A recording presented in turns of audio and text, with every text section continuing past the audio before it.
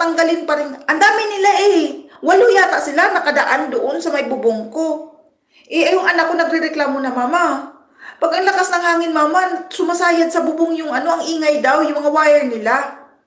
Kaya sabi niya, ipagawa mo yung bubong, Mama, mahirap kasi nga, nakakatakot din nga, andun nga yung mga wire nila. So, nakiusap ako ng maayos. Sabi ko, kung pera lang ang problema ninyo, sige na ako nang sasagot. Kasi yung kahoy din kasi na nasa harap ko, nakasabit may malaki akong kahoy kasi sa harap, lumaki na, pati nyug, nakasabit na yung mga wirings nila doon, which is pag bumagyo, alam niyo, daanan kami ng bagyo, pag naputol yung sanga, hila silang lahat, okay lang kung walang kuryente, paano may kuryente at may natamaan. So sabi ko para sa safety nating lahat, ayun na, narinig ko na. Ang yabang na, nagkakapera lang, nakapag-abroad lang, ang yabang-yabang na nagbago na ugali. Ganun pala talaga pag nakapag-abroad, nagkakapera na, mayabang na. Puro ganyan, yabang na, nagbago na ugali. Puro ganun na narinig ko. So ako naman, minsan kasi umandar din yung katarayan ko, sasabihin ko ng ganun, sumagot din ako. Sa totoo lang, hindi ako nagbago. Hindi ako yumayaman, hindi ako yumayabang. Bakit? Wala naman akong pera.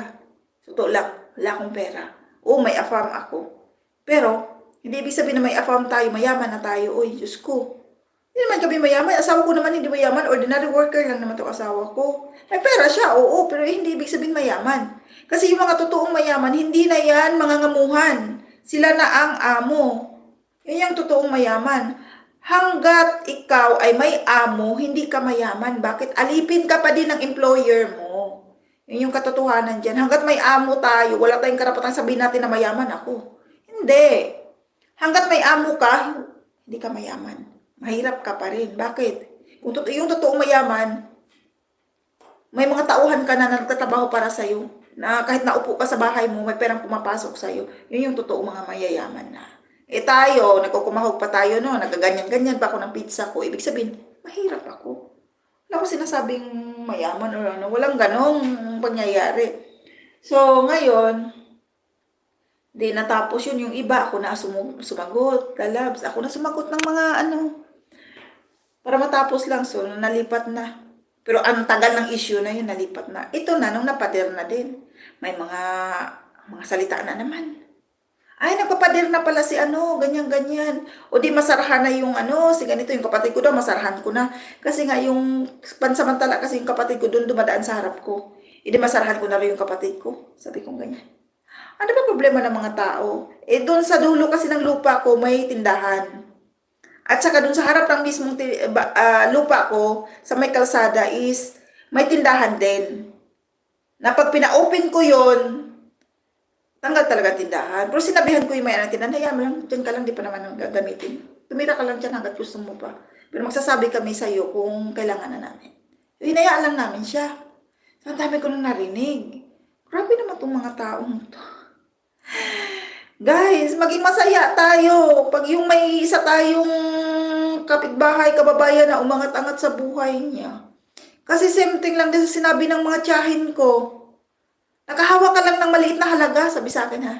Nakahawak ka lang ng maliit na halaga, nagbago na ugali mo, yumabang ka na. Sabi ko, wala akong pinagmamayabang, sa totoo lang. Nilalaban ko lang yung karapatan ko. Ikaw ba naman, binentahan ka ng bahay at lupa. Tapos ngayon gusto pa nila ibenta sa iba. Binenta na sa akin ha, pero gusto pa nilang ibenta sa iba. Siyempre, lumaban ako. Mayabang na daw ako.